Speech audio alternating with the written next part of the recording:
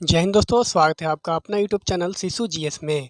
दोस्तों आज की इस वीडियो में हम लोग डिस्कस करने वाले हैं मैथ का प्रैक्टिस सेट नंबर 4, जो कि आपकी आने वाले एग्ज़ाम जैसे कि झारखंड उत्पाद सिपाही या फिर झारखंड के जितने भी एग्ज़ाम्स हैं वो सभी के लिए बहुत ही ज़्यादा इम्पोर्टेंट होने वाला है। तो आप लोग वीडियो को शुरू से लास्ट तक ज़रूर देखिएगा, ठीक है दोस्तों। देखिए ये सारा क्वेश्चन जो है हम लोग रात में 8 बजे से हम लोग क्यूज़ करते हैं, उसी में सारा क्वेश्चन कराया गया है।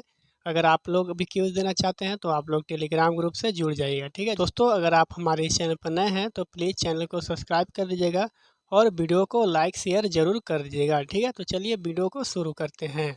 देखिए तो आज का पहला क्वेश्चन क्या है कि 5 छात्रों के औसत अंक 85 है। यदि एक नए छात्र के अंक को भी उनमें शामिल कर दिया जाए तो औसत अंक 84 हो जाते हैं। तो नए छात्र ने कितने अंक प्राप्त किए हैं, ठीक है। चलिए इसको किस तरह से सॉल्व करेंगे। तो सबसे पहले यहाँ पे कितना छात्र है तो लिखेंगे 5 छात्र है, गुना करेंगे, इसका औसत अंक कितना है तो 85 है, ठीक है। यानी कि इसका कुल योग हम लोग निकालेंगे तो गुना हो जाएगा तो कितना हो जाएगा तो 5 पचे 25, कैरी बचेगा 2 और 8 पचे 40 और 2 42, ठीक है, यानी कि 425। इसी तरह से एक और छात्र इसमें ऐड हो जाता है, ठीक है। पहले छात्र कितना था तो 5 था, अब जो छात्र आ गया एक और तो कितना हो जाएगा 6 छात्र हो गया, ठीक है। इसका जो औसत अंक है वो कितना है तो 84 है, ठीक है। तो इसका भी कुल योग हम लोग निकाल लेंगे तो गुना करेंगे तो 6 चौका 24, कैरी कितना बचेगा 2, फिर 8 छक 48 और 2 50, ठीक है, यानी कि 504। अब देखिए अब जो 6 छात्र का जो टोटल योग आया वो तो 4 आया और 5 छात्र का टोटल योग कितना आएगा तो 425 आया, ठीक है। यानी कि 6 छात्र का टोटल योग में से 5 छात्र का टोटल योग घटा लेंगे तो अपना आंसर जो है वो आ जाएगा। तो चलिए हम लोग इसको घटा लेते हैं तो लिखेंगे यहाँ पे 504 माइनस 425, ठीक है। तो इसको घटाएंगे तो हो जाएगा 14 में से 5 जाएगा बचेगा 9 और ये 9 में से 2 जाएगा बचेगा 7, यानी कि 79 हो जाएगा। इसका right answer option number C. चलिए नेक्स्ट क्वेश्चन देख लेते हैं। तो नेक्स्ट क्वेश्चन क्या है कि अमित ने एक वस्तु को 50% के हानि पर 1750 रुपये में बेचा। यदि अमित वस्तु को 30% की हानि पर बेचता है तो विक्रय मूल्य कितना होगा, ठीक है। देखिए मान के चलिए जो अमित है वो वस्तु को खरीद कर लाया हुआ कितना में, तो मान के चलिए कि जो इसका सीपी है तो इसका कॉस्ट प्राइस हो कितना है तो 100 रहा होगा, ठीक है। तो अमित जो है उसको 50% के हानि पर बेच दिया, ठीक है, यानी कि 50 में बेचा होगा, ठीक है। लेकिन क्वेश्चन में क्या दिया है कि 1750 रुपये में बेचा है, ठीक है, यानी कि 50 यूनिट किसका बराबर हो जाएगा तो 1750 के बराबर हो जाएगा। तो एक यूनिट का यहाँ से वैल्यू निकालेंगे तो एक यूनिट का वैल्यू हो जाएगा 1750 बटा 50, ठीक है। तो यहाँ से हम लोग कॉस्ट प्राइस टोटल निकाल लेंगे तो 100 से गुना करेंगे तो ये हो जाएगा कितना, 2 बार में कटेगा, 50 दूना 100 और 1750 से 2 में गुना करेंगे तो हो जाएगा 17 दूना 34 और 1 3500, ठीक है, यानी कि कॉस्ट प्राइस कितना आ गया तो 3500 आ गया। अब क्वेश्चन क्या कह रहा है कि यदि अमित वस्तु को 30% के हानि पर बेचता है तो विक्रय मूल्य कितना होगा, ठीक है, यानी कि 30% के हानि पर बेचेगा। तो यहाँ पे लिखेंगे हम लोग 3500 का 30% के हानि पर बेच रहा है, यानी कि 70/100 में बेच रहा होगा, ठीक है। तो इसको हम लोग सॉल्व करेंगे तो 2 जीरो से 2 जीरो कैंसिल, तो 35 में 70 से गुना करेंगे तो कितना हो जाएगा तो 5 सत्ते 35 का 5, कैरी 3 और 7 में 3 से गुना करेंगे तो 3 सत्ते 21 और कैरी कितना था तो 3 था, तो 21 और 3 24 और एक जीरो और है तो एक जीरो और यहाँ लगा देंगे, यानी कि 2450 रुपया में बेचा होगा, ठीक है। यानी कि 2450 रुपया में बेचेगा, यानी कि ऑप्शन नंबर कौन सा होगा तो ऑप्शन नंबर सी हो जाएगा इसका राइट आंसर, ठीक है। इतना आप लोग समझ पाएँ। चलिए नेक्स्ट क्वेश्चन देख लेते हैं कि यदि ब्याज वार्षिक रूप से संयोजित किया जाता है तो 7200 रुपये की धनराशि पर 15% के वार्षिक दर से 2 वर्ष में प्राप्त सीआई कितना होगा, यानी कि कंपाउंड इंटरेस्ट निकालना है, ठीक है। तो देखिए जब भी इस तरह का क्वेश्चन रहेगा और कंपाउंड इंटरेस्ट निकालने के लिए बोलेगा तो सिंपली देखिएगा आप लोग क्या कि इसका जो रेट परसेंटेज कितना है, यानी कि दर कितना है वो देखना है, ठीक है। तो दर कितना दिया हुआ है तो 15%, तो इसको सबसे पहले हम लोग फ्रैक्शन में चेंज कर लेंगे, ठीक है। तो इसको लिखेंगे 15/100, इसको काटेंगे 5 से तो 5 से 15 3 और यहाँ पे हो जाएगा 20, ठीक है, यानी कि 3/20 आया। अब देखिए वर्ष कितना दिया है, तो 2 वर्ष के लिए दिया हुआ है, ठीक है। यानी कि अब हम लोग यहाँ लिखेंगे तो जो ब्याज पड़ रहा होगा क्या हो रहा होगा, तो 20 से हो रहा होगा 23, फिर दूसरा वर्ष हो रहा होगा 20 से 23, यानी कि जितना वर्ष तक रहेगा उतना वर्ष हम लोग इस तरह से लिखेंगे, ठीक है। चलिए अब इसको हम लोग गुना करेंगे दोनों में, तो 20 में 20 से गुना करेंगे तो कितना हो जाएगा, 20 का स्क्वायर यानी कि 400 हो जाएगा। रेशियो 23 का स्क्वायर कितना हो जाएगा, तो 529 हो जाएगा, ठीक है। देखिए ये 529 क्या आया, तो ये आ गया अपना मिश्र धन, मिश्र धन आ गया। ये 400 क्या आया, तो ये अपना आ गया मूलधन, ठीक है। मूलधन का रेशियो आ गया 400 और मिश्र धन का रेशियो कितना आ गया, तो 529, ठीक है। लेकिन क्वेश्चन में क्या निकालना है, तो कंपाउंड इंटरेस्ट निकालना है, यानी कि चक्रवृद्धि ब्याज निकालना है, ठीक है। देखिए चक्रवृद्धि ब्याज कैसे निकलेगा, तो हम लोग मिश्र धन में से हम लोग घटा लेंगे मूलधन को, तो हम लोग का ब्याज का जो रेशियो है वो निकल जाएगा, ठीक है। तो मिश्र धन कितना है, तो 529 है, 529 है, और जो मूलधन है कितना है, तो 400 है, ठीक है। तो यहाँ घटाएंगे तो हो जाएगा 129, यानी कि जो ब्याज का जो रेशियो आया कितना आया, तो 129 आया, ठीक है। अब देखिए क्वेश्चन में क्या कह रहा है कि 7200 रुपये की धनराशि पर, ठीक है, यानी कि मूलधन कितना दिया हुआ, तो 7200 दिया है, लेकिन हम लोग का रेशियो कितना आया है, तो 400 आया है, यानी कि 400 जो है 400 यूनिट किसका बराबर होगा, तो 7200 के बराबर हो जाएगा, ठीक है। यानी कि 1 यूनिट का यहाँ से वैल्यू निकालेंगे तो हो जाएगा 7200/400। अब यहाँ पे हम लोग का ब्याज निकालना है, तो ब्याज का जो रेशियो आया है कितना आया, तो 129, ठीक है। कितना आया है, तो 129, तो हम लोग गुना करेंगे 129 से, ठीक है। गुना करेंगे 129 से, तो ये 00 से 00 कट जाएगा, ये कट जाएगा, फिर 4 से काटेंगे तो कट जाएगा 1872, यानी कि 129 में गुना करेंगे 18 से तो कितना हो जाएगा, 8 9 72, कैरी कितना बचेगा, तो 7, फिर 8 दूना 16 और 7 कितना होता है, तो 23, 23 का लिखेंगे 3, कैरी बचेगा 2, और 8 एकम 8 और 2 10, ठीक है। फिर यहाँ गुना करेंगे तो 9 में 1 से गुना करेंगे तो 9, फिर हो जाएगा 2 और ये 1, ठीक है। इसको ऐड करेंगे तो कितना हो जाएगा, तो ऐड करेंगे तो ये हो जाएगा 2 और 9 और 3 12 का 2, कैरी 1, और 2 1 3 और 1 1 2, यानी कि 2322 रुपया हो जाएगा इसका ब्याज, जो कि ऑप्शन नंबर कौन सा होगा, बी इसका राइट आंसर, ठीक है, यानी कि 2322 रुपया। चलिए आशा करते हैं इतना आप लोग समझ पाए होंगे। चलिए नेक्स्ट क्वेश्चन देख लेते हैं। 10 के पहले 6 गुणजों का औसत क्या होगा, ठीक है। तो 10 का पहले 6 गुणज कौन कौन सा होगा, तो पहले 10 होगा, उसके बाद 20 होगा, फिर 30 होगा, फिर 40 होगा, फिर 50 होगा और 60 होगा, ठीक है। यानी कि यहाँ से 10 का 6 गुना जा गया, ठीक है। अब देखिए इसका औसत निकालने के सिंपली आप लोग क्या कीजिएगा, तो पहले लिखिएगा फर्स्ट प्लस लास्ट, ठीक है, फर्स्ट प्लस लास्ट बाई 2, ठीक है। तो इसको हम लोग ऐड करेंगे तो 10 और 60 कितना हो जाएगा, 70/2, कटाएंगे तो कितना हो जाएगा, 35, यानी कि ऑप्शन नंबर कौन सा होगा, तो ऑप्शन नंबर सी हो जाएगा इसका राइट आंसर। देखिए इसको दूसरा तरह से भी हम लोग बना सकते हैं, जैसे कि सबको ऐड करेंगे और फिर 6 से भाग देंगे, फिर भी हम लोग का जो है आंसर आ जाएगा, ठीक है। जैसे कि देखिए 10 और 20 30, 30 और 30 कितना हो जाएगा, तो 60, 60 और 40 100, और 100 और 60 कितना हो जाएगा, तो 160, और 160 और फिर 50 ऐड करेंगे तो 160 और फिर 50 ऐड करेंगे तो कितना आ जाएगा, 210, ठीक है, 210 आ जाएगा। और भाग देंगे किस से, तो भाग देंगे तो 1 2 3 4 5 6 से हम लोग भाग देंगे, तो ये कट जाएगा 3 से, 3 दूना 6, फिर कट जाएगा 3 सते 21, फिर यहाँ से काटिएगा तो निकल जाएगा 35, ठीक है। तो इस तरह से भी आप लोग बना सकते हैं, ठीक है। लेकिन आप लोग को सुविधा होगा कि आप लोग जो पहला मेथड बताएं उससे ही बनाइएगा, ठीक है।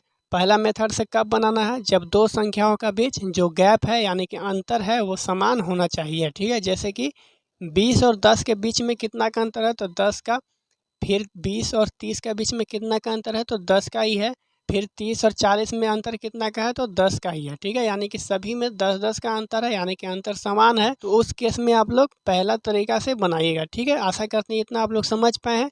चलिए नेक्स्ट क्वेश्चन देख लेते हैं। तो नेक्स्ट क्वेश्चन क्या है कि दो संख्याओं का एचसीएफ 6 है और इन दो संख्याओं का गुणनफल 72 है, तो इन दोनों संख्याओं का एलसीएम कितना होगा, ठीक है। तो आप लोग एक चीज़ आप लोग नोट कीजिएगा कि दो संख्याओं का गुणनफल बराबर क्या होता है, तो दो संख्याओं का गुणनफल बराबर होता है दो संख्याओं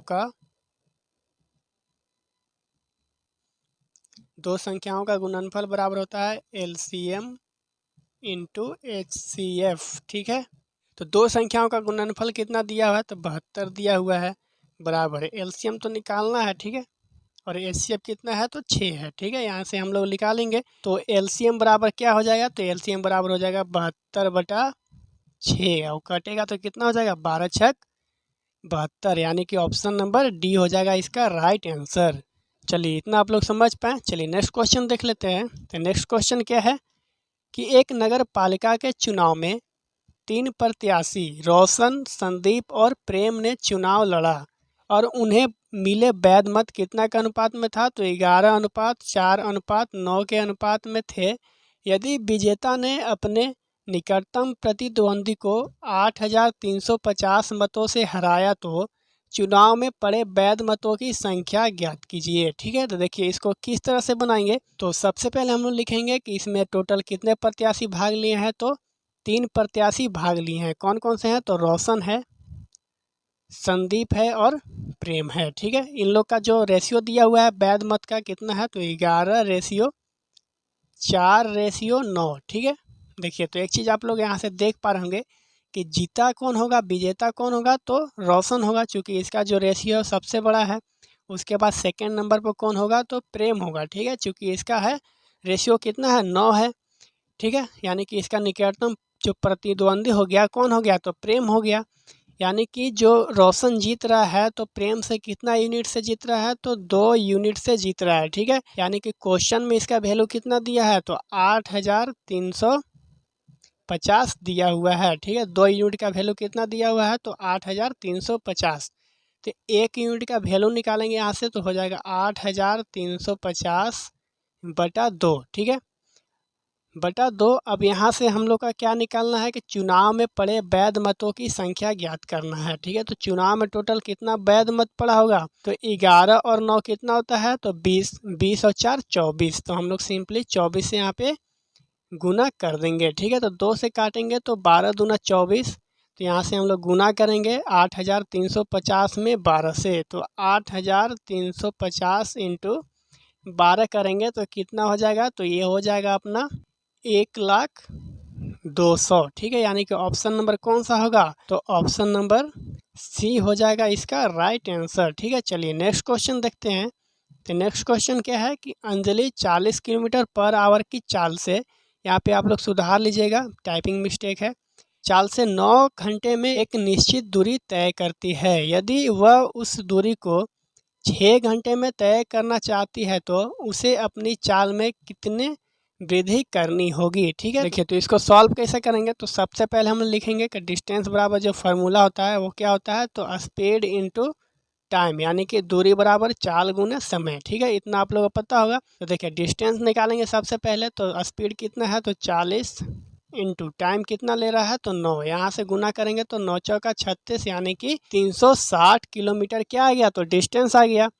देखिए अब जो है अंजलि चाह रही है कि जो 9 घंटा में दूरी तय कर रहे हैं उसको हमको 6 घंटा में दूरी तय करना है। ठीक है, तो इसके लिए उसको स्पीड को बढ़ाना पड़ेगा। ठीक है, तो कितना स्पीड बढ़ाएगी यही क्वेश्चन में पूछा है। ठीक है, तो देखिए जो डिस्टेंस है कितना आ गया, 360 आ गया। अब इसको 6 घंटा में कवर करना है तो 6 से डिवाइड करेंगे, यानी कि कितना आ जाएगा, तो 60 किलोमीटर पर आवर स्पीड आ गया। ठीक है, देखिए पहले कितना स्पीड था, तो पहले था 40 किलोमीटर पर आवर, अब स्पीड कितना आ गया, तो 60 किलोमीटर पर आवर आ गया। ठीक है, यानी कि इंक्रीज कितना हुआ, तो 20 kilometre per hour speed increase हो गया। ठीक है, यानी कि ऑप्शन नंबर बी हो जाएगा इसका राइट आंसर। ठीक है, चलिए इतना आप लोग समझ पाए।